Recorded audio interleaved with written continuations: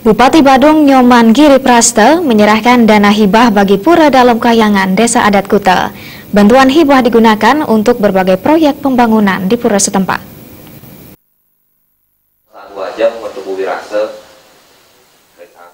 Bantuan hibah senilai 1,2 miliar rupiah diserahkan langsung Bupati Badung Nyoman Giri Praste yang didampingi anggota DPRD Badung.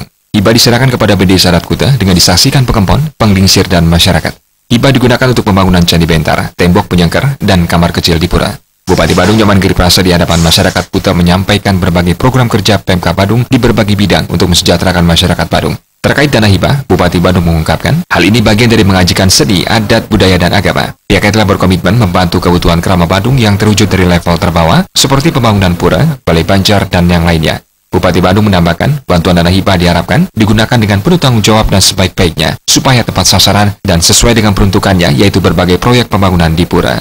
Hari ini kami melakukan penyerahan dana hibah di Desa Adat Kuta. Ini adalah salah satu komitmen kami sebagai garda terdepan untuk pelaksanaan kegiatan adat. Sudah barang tentu kami melakukan kerjasama dengan baik, komunikasi dengan baik dengan para Bendesa Adat, apalagi dengan Bendesa Adat Kuta. Nah, kaitannya dengan program konsep Trihita Karana, kami contohkan bahwa pariangan, palemahan, sama pawongan. Misalkan begini, bagaimana hubungan manusia dengan Tuhan, puranya kita bantu sepenuhnya.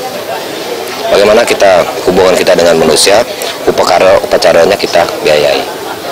Untuk di pelemahan kita buat tatanan yang ada di Kuta ini, katakanlah salah satu patung atau pasar seni, untuk bagaimana kita bangun menjadikan sumber ekonomi kehidupan masyarakat Kuta.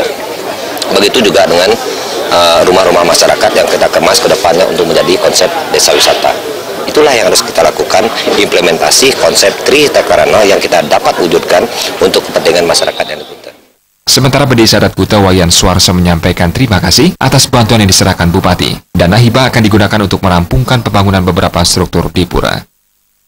Bantuan dana hibah dari Kabupaten Badung ini diberikan kepada Desa Adat Kuta untuk pembangunan Candi Bentar dan tembok penyengkar yang ada di Pura Dalam Penataran Kahyangan.